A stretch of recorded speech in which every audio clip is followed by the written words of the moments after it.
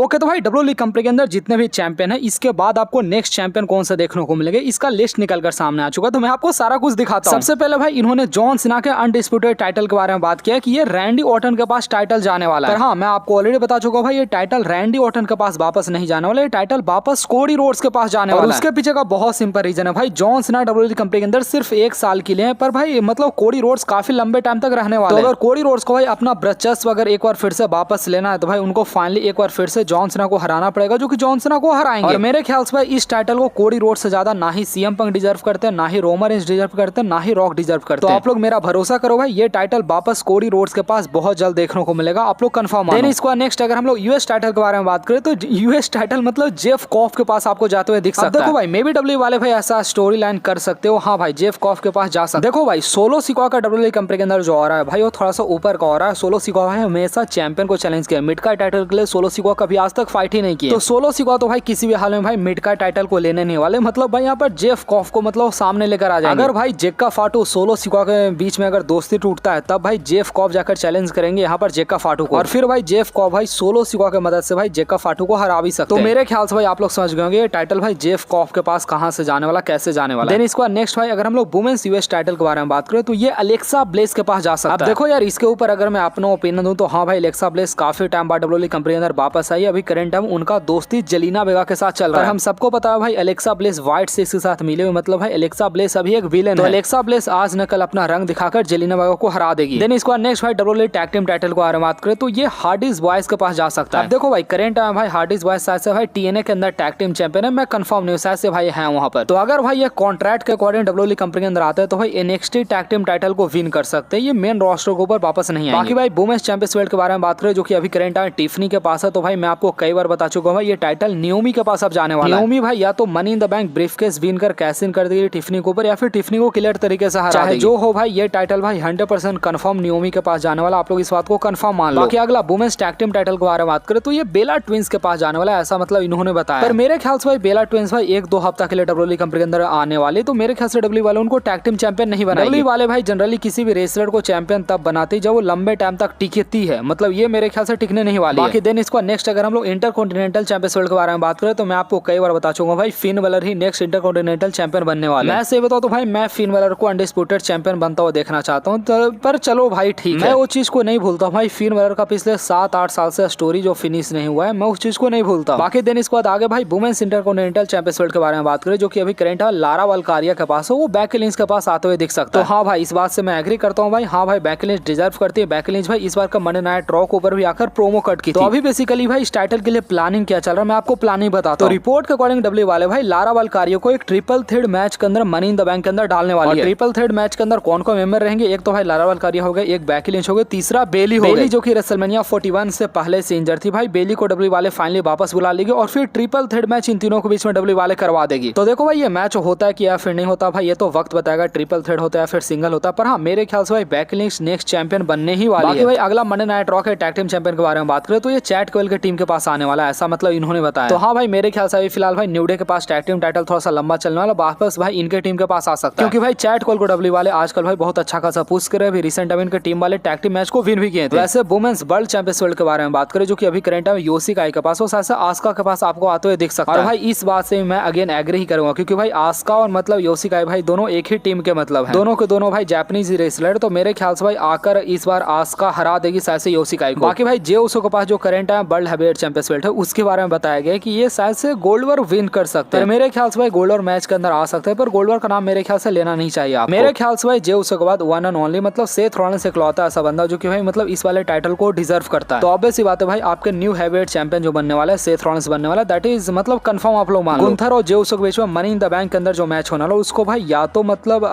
Gunther मतलब हार जा, नहीं तो भाई गोल्डवर आकर गुंथर के ऊपर अटैक कर दे। गुंथर भाई फिर से वर्ल्ड चैंपियन नहीं बनने वाला, आप लोग इस बात को कंफर्म मान लो। बाकी आगे बात करते हैं डॉमडॉम के बारे में। तो भाई डॉमडॉम ने भाई लिटरली स्टेप डैड करके बुला रहे हैं वो फिन वेलर को, बोल रहे हैं इंटरव्यू के अंदर कि जिस तरीके से फिन वेलर मुझे प्रोटेक्ट करते हैं वो मेरे स्टेप डैड जैसे हैं। मैं क्या बोलूं भाई इसके बारे में। बाकी भाई टमीना जिसको डब्ल्यू वाले काफी टाइम पहले फायर कर दी थी, उनका फोटो भाई आप लोग जे उसो के साथ यहाँ पर देख सकते हैं। बाकी आगे बात करते हैं पेज के बारे में। तो भाई पेज कभी कहती कि एडब्ल्यू कंपनी के अंदर वो आज भी जा सकती है, कभी भाई अपना फेवरेट सुपरस्टार का नाम बताती है, अपने फेवरेट अपोनेंट का जब वो नाम बताती है, यहाँ पर वो Natalya, Nikki Bella, Liv Morgan, Bianca Belair, Naomi का नाम लेती है। और ये सारे रेसलर भाई अभी current time W WWE company के अंदर मेरे ख्याल से भाई सबको पता होगा। तो जो गाना नहीं है छौने छौने बदले तोरो मिजाज रजो, तो मेरे ख्याल से भाई इनका मिजाज बदल रहा है। बाकी भाई जहां तक मैं समझ रहा हूँ भाई ये डब्ल्यूडब्ल्यूई कंपनी को फोर्स करे कि भाई किसी तरीके से साइन कर ले, मैं AEW कंपनी के अंदर भी मैं जा सकती हूँ। बाकी आगे बात करते हैं रे मिस्टेरियो के बारे में। तो भाई रे मिस्टेरियो ने भाई रिसेंट में इस बात को रिवील किया कि उनके पास 2 मास्क होता है। एक जो मास्क होता है नॉर्मल मैच रेसल करने के लिए, पर एक जो मास्क होता है वो बेसिकली भाई बड़ा इवेंट के अंदर जाने के लिए या फिर बड़ा शो के अंदर जाने के लिए। बाकी भाई पेज ने भाई एक और चीज को बताया था कि मतलब उनका ऐसा सपना है कि मतलब वो मतलब AJ ली के साथ टैग टीम बनाए या फिर उनके साथ एक टीम अप करे। तो मेरे ख्याल से भाई एक टाइम पर मैं मान सकता हूँ कि हाँ भाई पेज डब्ल्यूडब्ल्यूई कंपनी के अंदर वापस आ सकती है, पर मेरे ख्याल से भाई AJ ली तो वापस नहीं आने वाली है कंफर्म। बाकी आगे बात करते हैं जेलिना वेगा के बारे में। तो भाई अगर आपको नहीं पता, आज के 7 साल पहले जेलिना वेगा और बेसिकली अंद्रादे एक साथ काम किया करते थे। बाद में भाई इनका टीम कुछ खास नहीं कर पाया था। मिड कार्ड टाइटल मेरे ख्याल से एक बार मतलब अंद्रादे विन किए थे, मुझे याद है US टाइटल शायद से विन किए थे। मतलब भाई इनके टीम को अभी करंट टाइम डब्ल्यूडब्ल्यूई कंपनी के अंदर भाई पूरे 7 साल हो चुके हैं। बाकी आगे भाई लिव मॉर्गन के बारे में बात करें तो भाई लिव मॉर्गन अभी करंट टाइम टोक्यो के अंदर भाई आप लोग उनका तस्वीर देख सकते हैं। नेक्स्ट बात करते हैं हम लोग जो हेनरी के बारे में। तो भाई जो हेनरी ने भाई रिसेंट टाइम इस बात को क्लेम किया कि रिसेंट टाइम में जॉन सीना उनको प्रेसाइज किए थे रेसलमेनिया 41 के अंदर जब वो मैच रेसल किए। तो भैया मेरे ख्याल से जॉन सीना जैसा सुपरस्टार अगर आपको प्रेसाइज करे तो मतलब वो भी बहुत बड़ा बात होता है। बाकी भाई मैट कार्डोना के बारे में बात करें तो मैं आपको बताता हूँ भाई ये बंदा पगला गया। अगर आपको नहीं पता भाई 2020 के अंदर डब्ल्यू वाले इसको फायर कर दिए, तो पिछले 6 साल से इसको कोई भी कंपनी साइन नहीं कर रहा। तो अभी भाई ये बंदा मतलब पागल जैसा बहुत सारा स्टेटमेंट दे रहा है कि कभी AEW कंपनी के अंदर वो आज भी जा सकते हैं, आज भी AEW कंपनी के साथ वो कॉन्ट्रैक्ट साइन कर सकते हैं। कभी ये स्टेटमेंट दे रहा है कि हर एक रॉयल रंबल के अंदर इनको ऑफर आता है डब्ल्यूडब्ल्यूई कंपनी को ज्वाइन करने के लिए, पर ये खुद से रिजेक्ट कर देते हैं। कभी ये कह रहे हैं कि डब्ल्यूडब्ल्यूई कंपनी के अंदर ये तभी वापस आएंगे जब इनको एक इंपॉर्टेंट रोल डब्ल्यूडब्ल्यूई कंपनी के अंदर मिले। तो पता नहीं भाई, मैं बस आपको ये अपडेट बता देता हूँ, अगर आपको नहीं पता तो भाई ये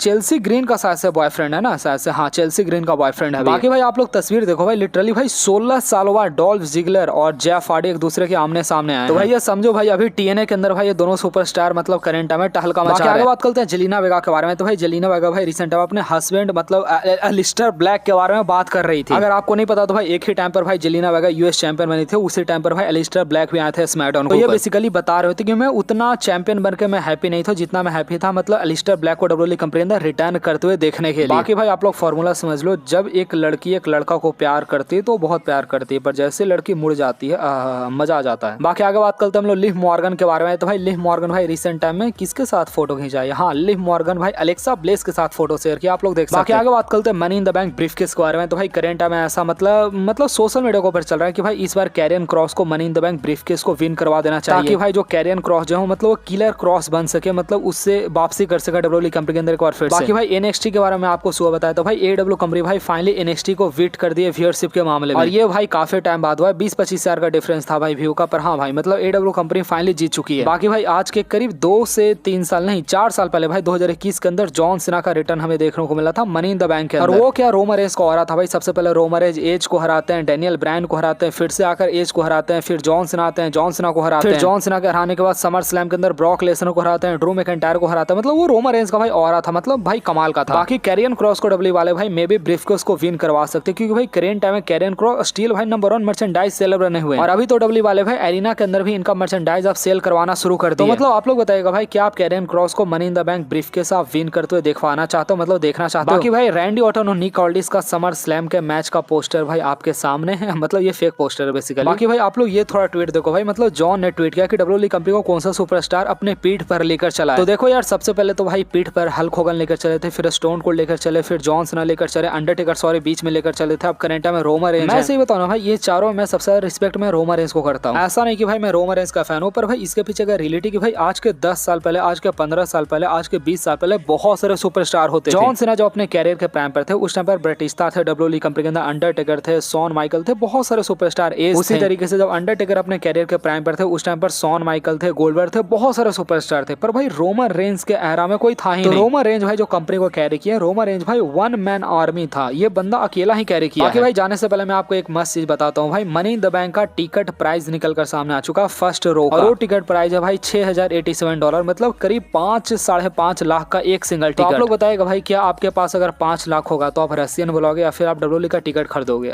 वीडियो लाइक चैनल सब्सक्राइब कर दीजिएगा सारे लोग।